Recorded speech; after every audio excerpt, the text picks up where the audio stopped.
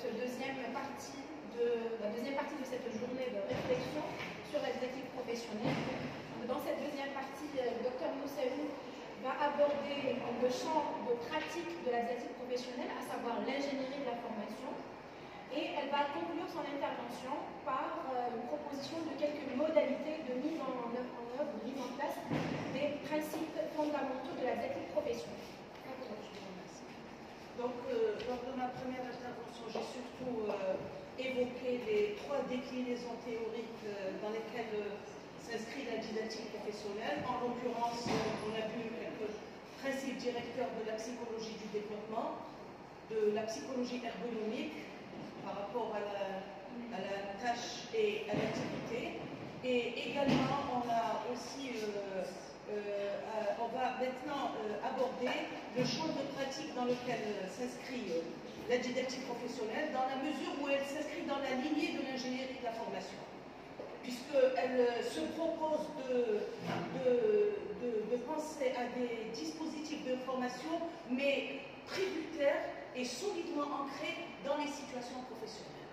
Alors, en matière d'ingénierie de la formation, je ne vais pas reprendre les étapes d'une ingénierie de la formation, somme toute classique, mais ce qu'il faut savoir, c'est qu'elle s'inscrit, que la didactique professionnelle s'inscrit dans la lignée de cet esprit d'ingénierie de la formation, dans la mesure où elle se propose surtout de concevoir des actions de formation en tenant compte des conditions dans lesquelles s'exerce le métier des professionnels.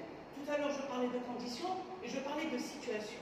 Et je l'avais dit, la notion de situation, empruntée à Rousseau, etc., est très importante pour les didacticiens professionnels. Parce qu'on a dit tout à l'heure, on a parlé par rapport à cette notion de chaîne, on a dit qu'il y a un invariant et il y a une singularité. Tout individu, quand il s'inscrit quand il opte pour un geste professionnel, quand il s'inscrit dans une action, automatiquement on reconduit ce que, et heureusement, on reconduit ce que l'on sait, d'accord? Mais quelqu'un qui veut se développer professionnellement, et même intellectuellement par rapport à nos apprenants, il ne doit pas se dire ça va, je sais, donc je vais faire. Il doit, d'où ce principe d'adaptation dont je parlais tout à l'heure, adaptation selon Piaget, par assimilation ou par accommodation. Parce que les tenants de la psychologie du développement, à savoir Piaget et Vygotsky, parlent du principe qu'un sujet apprend en se développant et il se développe en s'adaptant. On ne peut pas occulter cette idée d'adaptation, c'est-à-dire cet effort que le sujet doit faire pour... Il y a un invariant dans la situation. Parce que Vergniaud, quand il essaye d'expliquer, et c'est très théorique, cette notion de chaîne, il dit en fait le chaîne c'est un peu le squelette sur lequel vont se greffer d'autres conditions imposées par la situation, telles que proposées par situation didactique, telles que proposées par Rousseau, ou situation professionnelle, telle que proposée par Pastré. Alors le mot condition, le mot situation est très important. On a un sujet, certes, mais on a aussi, il ne faut pas, c'est-à-dire que parfois il y a de la résistance, on le sent, il y a des résistances, surtout quand on élabore des plans de formation ou bien on va sur le terrain pour essayer de former, on a une résistance. On appelle ça la résistance au changement. Il faut qu'elle est incontournable, mais il faudrait la dépasser, sinon on n'apprend pas, sinon on se développe pas. Alors pourquoi il y a une résistance? Ils nous disent, moi je sais, parce qu'on c'est cette dualité entre le sujet épistémique, je sais, et le sujet pragmatique, je fais. Alors, il y a cette dualité. Et moi, j'attends la retraite. Alors, ce que je ne l'ai pas lu comme j'attends la retraite, je sais et j'attends la retraite, mais finalement, bon, ils sont toujours là. Et surtout, on a vécu ce problème quand on a, au moment de l'installation de la réforme, de cette fameuse approche par les compétences. Moi, je sais. Oui, ça, c'est facile. Comment faire émerger des représentations? Émerger des représentations, c'est un principe inhérent à Piaget qui parle de la structure initiale de connaissance. C'est-à-dire qu'un sujet, quand il apprend, ce n'est pas une tabula rasa. Il a des représentations. Je vous ai donné tout à l'heure l'exemple de Audin par rapport à ce lycéen de Foucault. Dans ses représentations, Audin ne pouvait pas figurer avec Hasiba de Bois. Et là, ça fait obstacle à l'apprentissage. Et il faudrait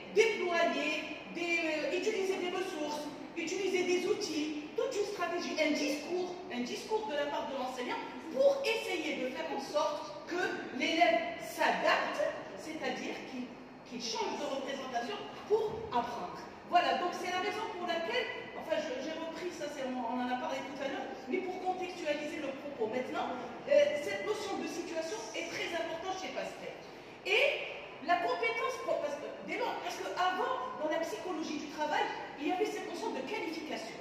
Comment on est passé de la notion de qualification à la notion de compétence? Alors la qualification, c'est quoi? Bon, il y a du prescrit, et puis on décide, tel ouvrier, il est qualifié. Alors il se met à travailler. On n'a pas analysé, on ne connaît pas ses attentes, ni sa formation. Alors qu'avec la didactique professionnelle, on est dans la notion de compétence. C'est-à-dire que compétence et compétitivité. On est là, il y a le marché du travail qui va imposer certaines normes. Et à ce moment-là, la compétence professionnelle, puisqu'on n'est plus... Parce que les directeurs d'entreprise, quand on était dans la qualification, ils disaient, moi je n'ai pas envie de former, c'est un coût. Eh bien oui, former c'est aussi dépenser. Ils se disent, non, j'ai des travailleurs qualifiés. Mais le travail évolue. Voilà. Et à ce moment-là, après, quand on est rentré dans le marché de la compétence professionnelle, elle est devenue un enjeu stratégique. Ce n'est plus une contrainte, ça devient un enjeu stratégique. Il faut être compétent. Et pour être compétent, il faut le mettre au pied du mur. On dit, comment on reconnaît le maçon? C'est au pied du mur. C'est-à-dire le mettre dans des situations professionnelles pour essayer de voir comment, comme dit Pasteur, sortir son épingle du jeu. C'est-à-dire comment il arrive à dépasser certaines contraintes pour s'adapter. Donc, elle devient un investissement et non une contrainte. Pour les chefs d'entreprise, etc., si je vise la compétence professionnelle de mes agents, ça devient un investissement. C'est-à-dire que voilà, tout va bien marcher. Voilà. Donc, il y a in situ, l'apprentissage in situ sur les lieux de travail. C'est le second moment de la didactique professionnelle, parce que j'avais dit tout à l'heure, Pasteur, au début, il se propose d'analyser la formation au préalable, c'est-à-dire analyser un travail pour essayer de concevoir un dispositif. Mais là, non. Il dit, je vais sur les lieux du travail. Je vais voir comment travailler. Et pourquoi ce comment travailler? On en parlait tout à l'heure, avec les influences de la psychologie ergonomique. Cet écart entre la tâche, ce qui est prescrit, et l'activité, ce qui est fait effectivement. J'avais rappelé les travaux de Nadjes qui parlaient de la tâche, c'est-à-dire ce que je dois faire. La tâche redéfinit ce que je me propose de faire, et la tâche effectivement réalisée, c'est l'activité. Alors, ceux qui vont concevoir des dispositifs de formation, je parle des tenants de la didactique professionnelle, hein. Enfin, ils me le disent, je suis sûre qu'ils l'ont fait. D'accord? Alors, qu'est-ce qui se passe? Eux, ils vont mesurer l'empreinte, c'est-à-dire l'écart entre... pour essayer de voir, en fait, quoi il dit qu'il a fait ça, mais en fait, il ne l'a pas fait. Et c'est là où, justement, intervient toute cette dynamique de la formation. Parce que si on n'a pas encore vu quelqu'un lui donner, on donne une liste, nous, on n'a qu'à voir, on a des programmes, on a beaucoup travaillé dans l'éducation nationale. On a un programme, mais est-ce qu'on a tous appliqué le programme? Non. Bon, on nous demande, il y a l'état d'abord, je ne parle pas du côté institutionnel, parce que le programme, c'est l'institution, c'est les contraintes, c'est des statistiques. Mais moi, quand je posais des questions aux enseignantes avec lesquelles j'ai travaillé, déjà, enfin, ceux qui veulent travailler, ils disent, de toute façon, moi, avec leurs statistiques, quand ils disent leurs statistiques, le leur montre qu'il y a un écart, c'est-à-dire qu'eux, ils auraient aimé faire autre chose que faire des statistiques. C'est-à-dire il y a beaucoup plus intéressant à faire que ça. Donc, analyser les situations professionnelles en premier lieu pour concevoir des dispositifs de formation, ça paraît facile à dire. Mais ce serait intéressant d'essayer de voir comment ça. Bon, il l'a fait, Pasteur. Mais on a vu au début, il a travaillé avec des ouvriers agricoles, les métiers, avec des pilotes. Voilà, c'est après que Rogatski et Binatier se sont intéressés à l'activité enseignante. Voilà. Et il s'agit, donc j'ai mis en gras ce qui me semble le plus important, placer les agents en situation d'action, puis de réflexion sur le progrès. Et cette réflexion implique quoi? On en parlait tout à l'heure, la verbalisation. Et on parlait de cette, c'est pas une dichotomie, mais les images prédicatives, constructives et les images opératoires de l'action. Opératoire qui relève du sujet pragmatique et prédicative qui relève du sujet épistémique, c'est je sais, donc je vais constituer tout un discours sur ce que je viens de faire. Donc vous voyez, on reprend les principes idoines au fondement théorique de la didactique professionnelle. Alors, bon, comme dans mon titre, on a parlé des enjeux, comment professionnaliser, comment faire prendre du recul, comment adopter des postures réflexives, etc. J'ai pensé à quelques... Bon, et comment faire? C'est bien la didactique professionnelle. Mais comment faire? Que proposer? Et moi, je ne m'éloigne pas de l'université et de l'éducation nationale. Mais parce que c'est ce qui nous intéresse, c'est ce qui nous inquiète, nous, c'est la formation des étudiants ou bien la formation de nos apprenants. Alors, moi, je propose de favoriser l'analyse des pratiques. Bien sûr, inspiré des principes et des concepts de la DDS. C'est-à-dire qu'ils nous ont donné un outillage. Donc, prévoir des actions de formation au principe de la didactique professionnelle. Je ne peux pas demander à quelqu'un de faire une analyse des pratiques en respectant les principes de la didactique professionnelle si lui-même n'est pas au fait de cette didactique professionnelle. Donc, une formation au principe de la didactique professionnelle et aussi une formation à l'analyse des pratiques. N'analyse pas qui veut. Moi, je pense, moi-même, on ne peut pas. Il faudrait quand même penser à des dispositifs de formation à l'analyse. Je ne peux pas me prétendre analyser une pratique si je n'ai pas été formé. Moi, je pense que, vous savez, le maître mot, c'est le mot formation, à mon avis. Intégrer aussi, et là, c'est vrai que nous sommes dans une université qui ne forme pas des enseignants, mais en fait, pratiquement tous nos étudiants vont sur le terrain, qu'on le veuille ou pas. Intégrer l'analyse des pratiques dans la formation initiale des futurs enseignants. Mais encore faut-il qu'il y ait des stages. Je n'aime pas le mot stage. Parce que le stage, après, moi je sais comment ça se passait les stages. Ils partent, ils reviennent, il n'y a pas de retour, parce que l'essentiel c'est qu'il y ait des retours, qu'on produise des actions, qu'on produise du discours par rapport à ce qui a été vu ou fait. Parce qu'il ne faut pas oublier qu'on envoyait nos étudiants aussi dans le cadre de stage pratique pour faire des cours. Mais en général, ça reste là. On attend le rapport et on attend la note. Voilà. Et articuler les savoirs académiques issus de la recherche censés être dispensés par nous à l'université aux savoirs pragmatiques issus des situations professionnelles.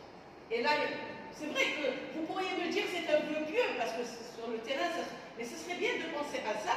Pourquoi? Et là, il y a l'idée de recherche collaborative.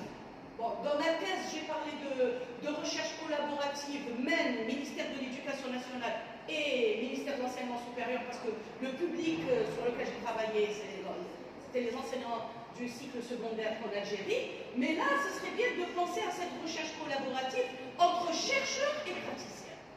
C'est-à-dire, moi, un enseignant à l'université donne quelque chose, enfin, je ne sais pas, voilà, mais il faut essayer de voir qu'il y a beaucoup de savoir issus du terrain qui gagnerait à être peut-être théorisé, formalisé, etc.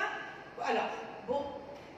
Donc, instaurer une recherche collaborative entre chercheurs et praticiens, et à ce moment, le savoir d'expérience sur le terrain, il a fait quelque chose, on a constaté quelque chose, on rentre à l'université, on en discute, on mutualise. Et là, à ce moment-là, ce savoir d'expérience pourrait changer, je dis bien pourrait, là je m'échange, pourrait changer de statut grâce à l'analyse pour devenir un savoir de recherche qui serait un support à l'université, travailler à l'université. C'est vrai que c'est tout un, vous pourriez me dire c'est tout un programme, voilà. Et bien sûr, quelles modalités aussi, les activités de simulation, d'autoconfront. Moi, j'ai filmé une enseignante. Ensuite, dans le cadre de mon dispositif, j'ai fait passer le film. Elle était présente, elle a accepté de jouer le jeu. Et elle me dit, moi je fais ça. Je parle beaucoup, je bouge trop, je n'attends pas que les élèves donnent leurs réponses. Elle m'a dit, moi, on aurait dû me filmer depuis le début de ma carrière. Et ça, c'est très important. Parce que se voir en train de faire et puis se dire, elle n'était pas, bon, ça l'a enrichi, ça l'a enrichie, mais en même temps, elle se disait, bon, moi je croyais en fait bien faire. Je croyais être dans les normes et je me rends compte, je parle beaucoup, je me déplace, je n'attends pas que les élèves répondent, j'ai tendance à apporter les réponses vite. Donc ce serait bien de l'autoconfrontation face à son film, à sa vidéo. C'est très intéressant. Et puis proposer la vidéo aux collègues. Moi je l'ai fait aussi et ça a été très riche. Les activités de débriefing, voilà, via la verbalisation, etc. Des vidéos formations et l'entretien de co-explicitation. Alors ce qu'on n'apprend pas, alors ils discutent entre eux et ensuite non, moi j'ai fait ça, et c'est très important. L'analyse d'une situation éducative. Je ne sais pas, là je m'adresse à mes amis, s'ils connaissent le groupe d'éducation éducative, GIS, groupe d'analyse d'une situation éducative. Moi je m'en suis inspirée pour mon dispositif. On a quelqu'un qui présente une situation éducative, ensuite ses camarades prennent la parole uniquement sur les faits, il n'y a pas de jugement. Tu as fait ça, tu as fait ça. Ensuite, lui, il tient compte du discours de ses camarades pour se justifier. Et enfin, le dernier moment, c'est la méta-analyse où tout le monde... Alors, c'était très intéressant parce qu'on a provoqué la parole par rapport à moi, je. Moi, je fais ça. Et toi, ce moi, je positionne et ça lui permet de se voir, de voir ce qu'il fait par rapport aux autres. Et c'était très... Mais ce n'était pas facile à mener aussi. Parce que parfois, ça dérape, parfois il faut ramener vers le sujet, etc. Donc, la technique de la lettre au sosie, je ne sais pas si on pourrait le faire, c'est, voilà, moi, vous savez, je m'absente, je ne suis pas là, je ne pourrais pas faire ce cours, et bien moi, je vais t'écrire, je vais te dire ce que tu vas faire à ma place. Le fait d'écrire, on s'adresse à soi-même, en fait, mais quand on se met à écrire sur ce qu'on se propose de faire, c'est édifiant parce qu'on se dit, comme on l'a dit tout à l'heure pour le chirurgien ou bien pour l'ouvrier qui était tombé malade et on lui a demandé, dis-nous ce qu'il faut faire parce que la machine ne fonctionne pas depuis que tu es à l'hôpital, il était incapable de dire ce qu'il faut faire. C'est tout ce problème de protocole verbaux, de mise en mots de l'activité. Voilà. Et puis, il y a aussi, j'ai découvert dans mes lectures, mais je n'ai pas pu le faire, la lettre au sosie, je ne l'ai pas faite aussi.